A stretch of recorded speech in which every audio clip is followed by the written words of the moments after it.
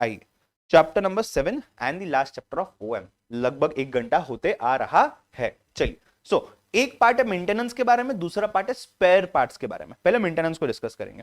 Maintenance के अंदर में now what does it mean? तो maintenance function is aimed at bringing back और restoring an item to its original acceptable working condition और to keep it and retain its health as well as workability. इसके कुछ objectives है, जैसे कि keep facilities in optimum working condition, जहां पे फायदा हो सके कम से कम रिसोर्सेज टाइम कॉस्ट यूज करके। Accuracy and timely delivery of customers.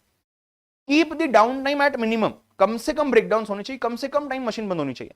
Keep production cycle within a stipulated range. Modify machines to meet the production needs, जो भी उस समय पे आ रही है। Improve productivity for existing machines of existing machines. Keep maintenance cost at minimum. Extend useful life of the machines. तो ये चीजें यहां पे दी गई है। उसके बाद आइए समझते हैं।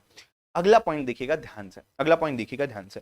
There is difference between two things, one is BD या बीएम बोल सकते हैं, breakdown maintenance, and another one is PM, preventive maintenance. इसके अलावा रूटीन मेंटेनेंस भी है, आरएम। तीनों को समझेंगे। पहले ब्रेक डाउन मेंटेनेंस की बात करते हैं, उसके साथ उसको कंपेयर करते हैं। This is performed only when the machine break down.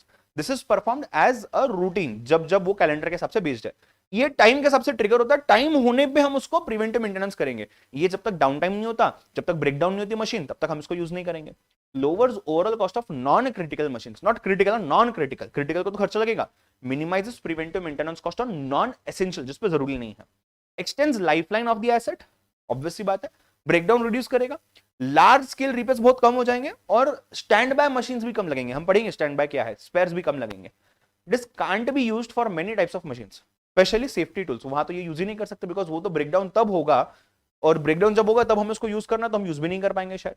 It requires careful planning also. This is expensive and it is labour intensive, but ये बहुत सारी चीजें सेव कर सकता है, तो उसके एडवांटेजेस ज्यादा है। ठीक है। रूटीन मेंटेनेंस जो है ये सिंपल स्मॉल स्केल एक्टिविटीज है जो associated with regular and general upkeep of the building, machine, equipment, plant against normal wear and tear जो हो रहा है। It is work which can be carried out while the facility is in service. चलते चलते routine maintenance कर दिया, ये preventive के हिसाब से कि आगे ब्रेकडाउन नहीं होना चाहिए। ठीक है। Preventive maintenance takes longer time than repair, what we can say routine maintenance and even cost, दोनों भी चीज है। स्टैंड बाय इक्विपमेंट क्या है? ये यूज होता है, इसको रखा जाता है to reduce the loss due to breakdown of the key machine during breakdown और मेंटेनेंस। मतलब एक स्टैंड बाय एलिमेंट जिसको हम यूज करते हैं। हमने स्टैंड बाय इक्विपमेंट के साथ स्टैंड बाय फैसिलिटी भी पढ़ा हुआ है। ठीक है। Requirement for full benefits of effective maintenance, maintenance effective होना चाहिए, इसके लिए जरूरी है अच्छा एडमिनिस्ट्रेशन, अच्छा सुपरविजन होना चाहिए, प्रॉपर इंस्ट्रक्शंस होने चाहिए, क्लियर इंस्ट्रक्शंस होने चाहिए। कंट्रोल जो है वर्क के ऊपर कोऑर्डिनेशन में होना चाहिए। ट्रेनिंग जो मेंटेनेंस वाले लोग हैं उनको अच्छे से देना चाहिए। शेड्यूल रखना चाहिए मेंटेनेंस का, उसको फॉलो करना चाहिए। रिकॉर्ड रखिए अच्छे से, एंड स्पेयर पार्ट्स का स्टॉक रखना चाहिए जो उस मोमेंट पे हमें काम आएंगे।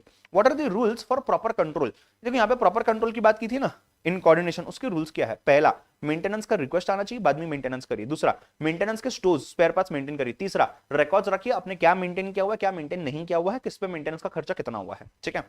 आइए second part of the chapter, that is spares management. Spares management के अंदर में there are 6 points that we need to see. Basically 4 type के स्पेयर्स होते हैं, regular spares, insurance spares, capital spares, rotable spares. अगर मैं रेगुलर की बात करूं, it is required regularly and in a good number, both reliability and per unit cost of these items are very less.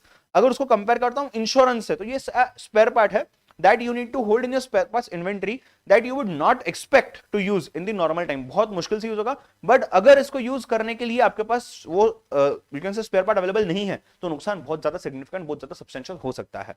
उसके बाद capital spare parts which although acknowledged to have a long life or a small chance of failure would cause a long shutdown of equipment because it would take a long time to get a replacement for them। ठीक है। फिर rotatable spheres, generally thought कि ये जो items है, generally thought of as items of plant और assets that periodically are changed for overall repair, overall repair के लिए जो चेंज किए जाते हैं। उसके बाद 2 मेन कैटेगरीज, पहला कैटेगरी जो है फास्ट मूविंग स्पेयर्स में आता है, जो यूजुअली यूज होता है लार्ज नंबर में, और दूसरा है स्लो मूविंग, जो रेयरली यूज होते हैं। Right. Then keep a track of, keep a track of किस चीज का ट्रैक रखना है? स्पेयर पार्ट्स के केस में, जैसे हमने मेंटेनेंस की बात की थी, स्पेयर पार्ट में spare parts required for particular type of maintenance, spares received and used in past, उसको भी समझना है। scheduled for forthcoming major maintenance services, spare parts vendor के रिकॉर्ड्स होने चाहिए हमारे पास, अर्जेंट में कुछ लगेगा, कुछ बात करनी, कैसे करनी है, forecast future demand for fast moving spares. इसी के साथ चैप्टर होता है खत्म।